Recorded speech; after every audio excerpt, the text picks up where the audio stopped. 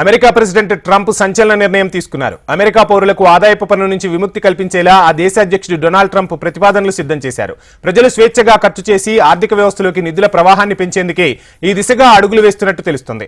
ప్రజలను ధనవంతులు చేసే వ్యవస్థ పునరుద్ధరణ దిశగా ఈ చర్య ఉపయోగపడుతుందని ట్రంప్ అభిప్రాయం వ్యక్తం చేశారు. ప్రస్తుతం అమెరికా ప్రభుత్వానికి లభించే ఆదాయంలో ఇన్కమ్ ట్యాక్స్ నుంచి వచ్చే మొత్తం చెప్పుకోదగ్గ స్థాయిలో ఉంది. ట్రంప్ నిర్ణయంతో ఆ మేరకు కోత పెడితే దాన్ని భర్తీ చేసుకునేందుకు దిగుమతి సుంకాలను వాడుకోవాలన్నది ప్రణాళికగా చెబుతున్నారు. అమెరికన్లను ధనవంతులు మరింత శక్తివంతులుగా చేసే వ్యవస్థలోకి మనం వెళ్తున్నామని ట్రంప్ ఇటీవల కీలక వ్యాఖ్యలు చేశారు.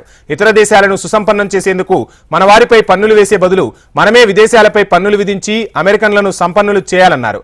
వీటిని వసూలు చేసేందుకు ఎక్స్టర్నల్ రెవెన్యూ సర్వీస్ ను ప్రారంభించానని రిపబ్లికన్ సభ్యుల సమావేశంలో ట్రంప్ స్పష్టం చేశారు.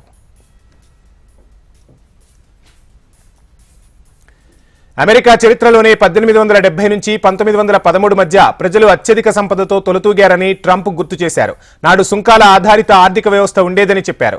అప్పట్లో దిగుమతి సుంకాల నుంచి ప్రభుత్వానికి పెద్ద మొత్తంలో ఆదాయం లభించేదన్నారు డొనాల్డ్ ట్రంప్. అమెరికా తక్షణమే తన వాణిజ్య వ్యవస్థను మార్చుకోవాలన్నారు. అమెరికా ఉద్యోగులు కుటుంబాలను రక్షించేలా చర్యలు తీసుకోవాలన్నారు. చైనా భారత్పై టారిఫ్లు తప్పవు. భారత్, చైనా, బ్రెజిల్ దేశాలపై అత్యధిక పన్నులు విధిస్తామని ట్రంప్ మరోసారి స్పష్టం చేశారు. బయటి దేశాలపై చైనా భారీగా పన్నులు వసూలు చేస్తోందన్నారు ట్రంప్. ఇక భారత్, బ్రెజిల్, ఇతర దేశాలు కూడా ఆ పద్ధతిని అనుసరిస్తున్నాయని స్పష్టం చేశారు. మనం అలా జరగనీయకూడదన్నారు.